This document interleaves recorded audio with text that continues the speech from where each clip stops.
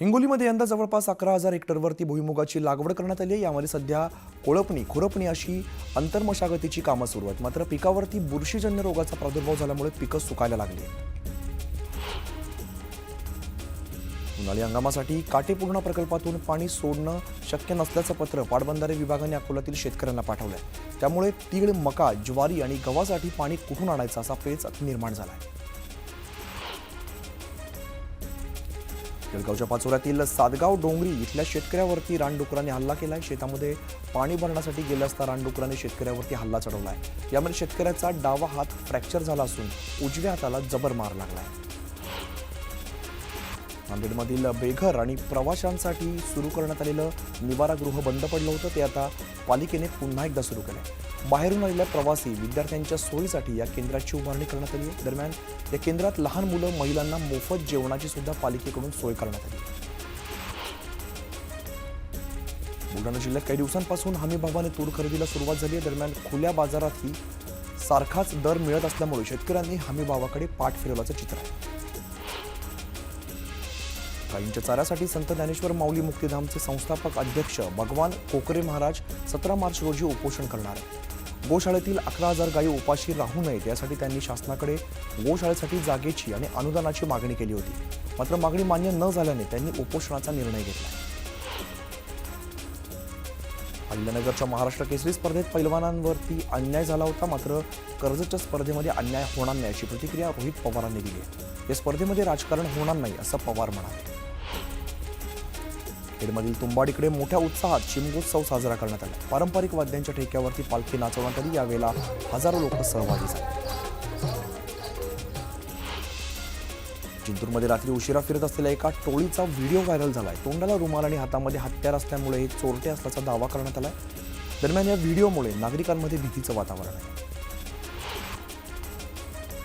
नंदुरबारमध्ये डॉक्टरने देवदूत बनवून एका 2 महिन्यांच्या बालकाला मृत्यूच्या दारातून परत आणलंय। उलट्या आणि अति रडण्यामुळे बाळ निश्चित पडलं असताना बाळाचा मृत्यू झाला असं वाटल्यामुळे आईसह नातेवाईकांनी रडारड सुरू केली। दरम्यान रुग्णालयात नेत असताना डॉक्टर गणेश तडवींनी बाळाच्या तळपायाला जोरात टिचकी मारली आणि लागलीच बाळाने मोठा श्वास घेतला आणि अशा प्रकारे बाळाचा जीव वाचवला।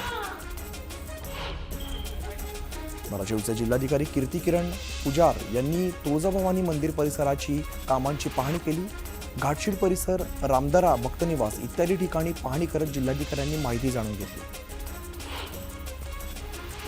सोलापूर जिल्ह्यातील अक्कलकोट तीर्थक्षेत्र विकास आराखड्यासाठी 368.71 कोटी रुपये खर्चास उपमुख्यमंत्री एकनाथ शिंदे यांच्या अध्यक्षतेखाली शिखर समितीने मान्यता दिली आहे। अक्कलकोटचे आमदार सचिन कल्याण शेट्टी यांच्या अनेक वर्षांपासूनच्या प्रयत्नांना यश आले।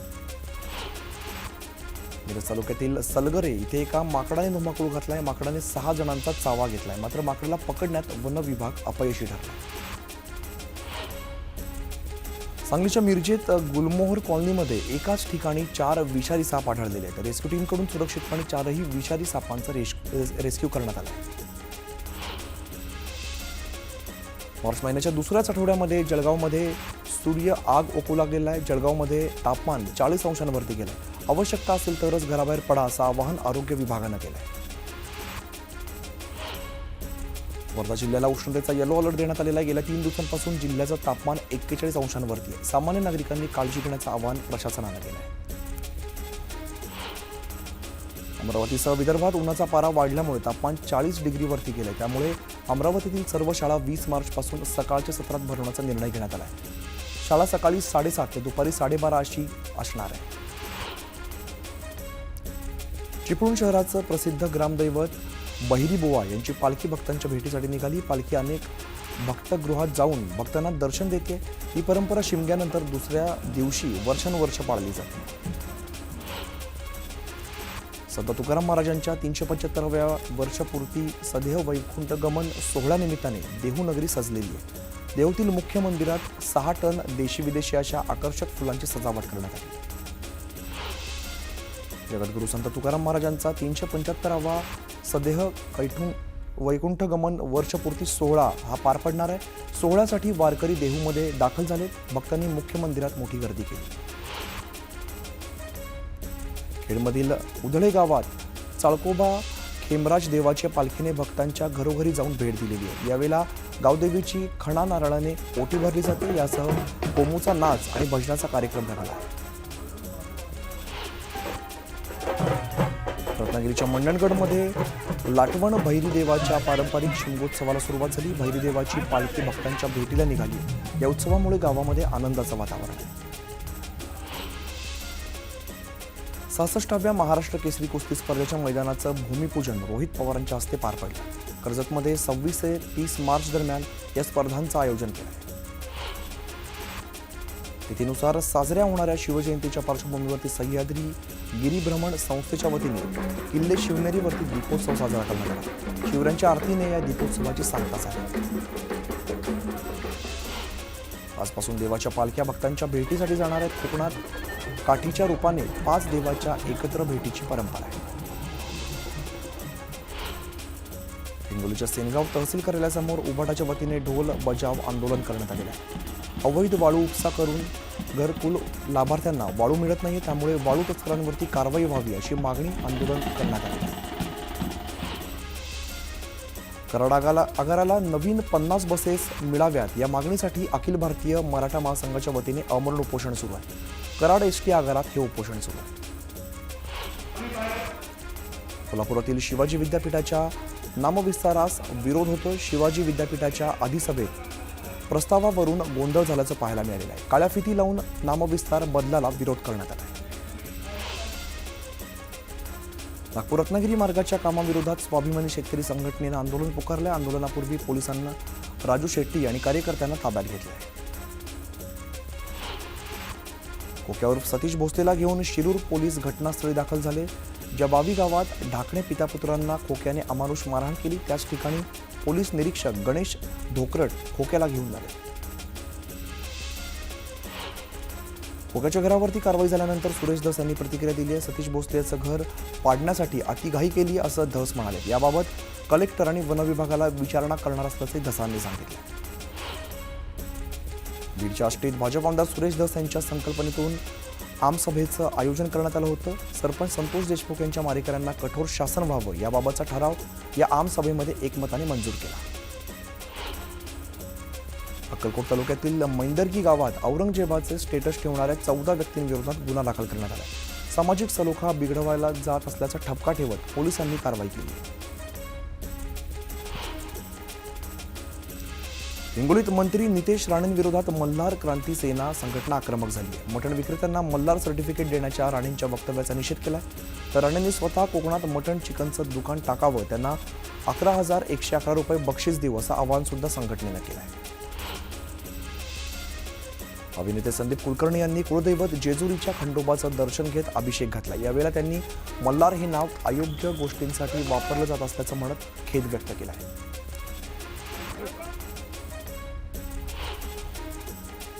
मल्हार झटका सर्टिफिकेशनबाबत एकतर्फी निर्णय घेणं चुकीचं आहे अशी प्रतिक्रिया हिंदू खाटीक महासंघाचे अध्यक्ष मच्छिंद्र कांबळेंनी दिली।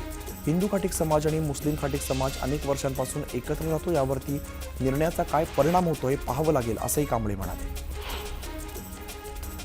नितेश राणे संधी साधू माणूस आहे, त्याला योगी व्हायचंय की काय बनायचंय हे माहिती नाही, मात्र भाजपाच्या काही प्रस्थापित नेत्यांसाठी नितेश राणेंचं असं बोलणं धोक्याची घंटा आहे अशी टीका वडेट्टीवारांनी केली।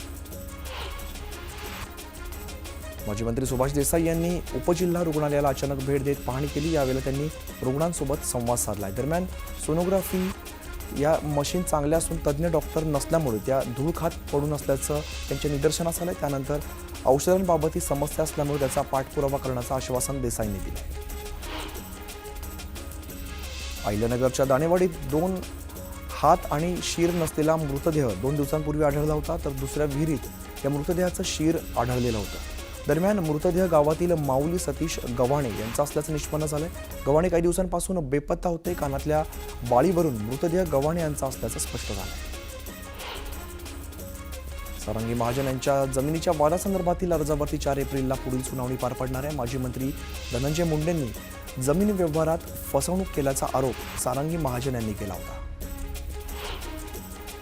बीडमधील पोलिसांनी अनेक गुन्हेगारांना पाठीशी घातले. पोलीस कर्मचारी आणि अधिकाऱ्यांबाबत अनेक पुरावे उपलब्ध असून ते सर्व घेऊन बीडला जाणार असल्याची माहिती तृप्ती देसाईने दिली आहे. जे दोषी आहेत त्या अधिकाऱ्यांना बीडच्या बाहेर काढा अशी मागणी त्यांनी गृहमंत्र्यांकडे केली. सोन्याच्या दरात पुन्हा एकदा वाढ झाली आहे. जळगावमध्ये सोन्याचा दर जीएसटीसह 90,600 रुपये प्रति तोळ्यावरती पोहोचला. आगामी काळात सोन्याचे दर 95,000 वाढण्याची शक्यता आहे. नाशिकमधील रिक्षा चालकांची गुंडगिरी समोर आलेली आहे. शालिमार चौकात अनधिकृत असलेल्या रिक्षा चालकाने गाडीचा कट लागल्याच्या कारणातून थेट मारहाण केलेली आहे. रिक्षा चालकांची ही झुंडशाही कॅमेऱ्यामध्ये कैद झाली असून नागरिकांनी अनधिकृत रिक्षा चालकांना तात्काळ हटवण्याची मागणी केली. नाशिकमधील मुजोर रिक्षा चालक मजहर अनवर खानसह त्याच्या साथीदाराला पोलिसांनी अटक केली आहे. या रिक्षा चालकानं शिवीगाळ करत वाहन चालकाला मारहाण केली होती. होळी आणि धुलीवंदनाच्या दिवशी पुणे पोलिसांनी वाहतुकीचे नियम मोडणाऱ्यांवरती मोठी कारवाई केली आहे. 2 दिवसात पोलिसांनी तब्बल 50,94,000चा दंड वसूल केला आहे.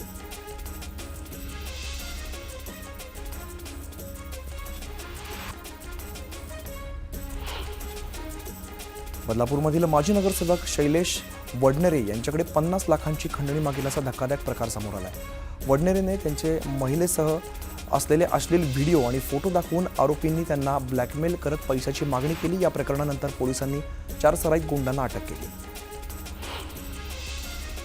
पुण्यात घरगुती वादामुळे गाड्या पेटवल्याचा धक्कादायक प्रकार घडला. या प्रकरणी पोलिसांनी बिहारमधून पुण्यात वास्तव्य करणाऱ्या दोघांना अटक केली आहे. दारू पिण्याच्या कारणावरून वाद झाल्याची माहिती आहे. एका सराईत गुन्हेगारांनी अगदी सहजतेने दुकानातून 80,000ची सोन्याची चेन लांबवली आहे. मीरा रोडच्या शुभलक्ष्मी ज्वेलर्समध्ये हा प्रकार घडला. तक्रार दाखल केल्यानंतर स्थानिक गुन्हे शाखेच्या पथकाने आरोपीला अटक केली.